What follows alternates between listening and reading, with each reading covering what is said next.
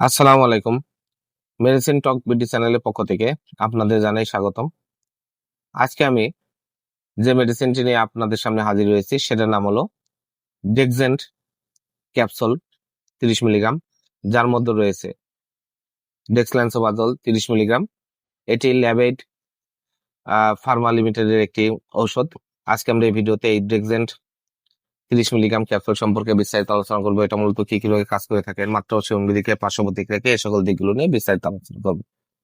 তো প্রথমে আসুন দেখে নেওয়া যাক ডেক্সেন্ট ক্যাপসুল 30 মিলিগ্রাম মূলত কি কি রোগে কাজ করে থাকে। এটি গ্যাস্ট্রিক, আলসার, বুক জ্বালা পোড়া, বদহজম, খাবারের অরুচি, পেটে গ্যাস্ট্রিকের ব্যথা, কোষ্ঠকাঠিন্য, এই সকল রোগে অত্যন্ত কার্যকারী একটি মেডিসিন হচ্ছে এই ডেক্সেন্ট ক্যাপসুল 30 মিলিগ্রাম। এছাড়া এটি erosive oesophagitis, Zollinger Ellison syndrome, Helicobacter pylori নির্মূলে, এই সকল রোগগুলোর জন্য অত্যন্ত কার্যকারী একটি মেডিসিন। আর এবার আসুন দেখে নেওয়া যাক এই ডেক্সেন্ট ক্যাপসুল 30 মিলিগ্রামের মাত্রা ও সেবনবিধি কি।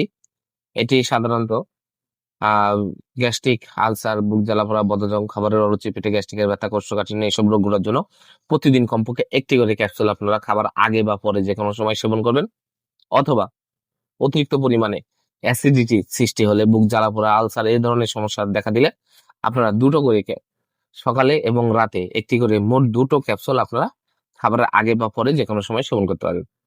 এবার আসলে দেখে নেওয়া যাক পার্শ্ব প্রতিক্রিয়া কি। এই ওষুধটি সেবনে কিছু পার্শ্ব প্রতিক্রিয়া দেখা দেয়, যেমন ডায়রিয়া, পেটে ব্যথা, বমি বা বমি ও পেটে গ্যাস, এ ধরনের কিছু পার্শ্ব প্রতিক্রিয়া দেখা যায়। গর্ভাবস্থায় এটি pregnancy category B.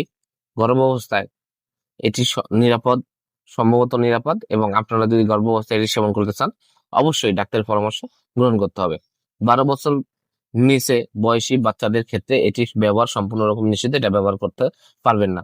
ডেক্সেন্ট 30 milligram capsule প্রতিটির দাম 11 টাকা 50 পয়সা। আপনার হাতের কাছে যে কোনো ফার্মেসিতেই এটি পেয়ে যাবেন। ধন্যবাদ আমার ভিডিওটি দেখার জন্য। পরবর্তী ভিডিও পেতে আমার চ্যানেলটিকে সাবস্ক্রাইব করুন এবং পাশে থাকা বেল আইকনটিকে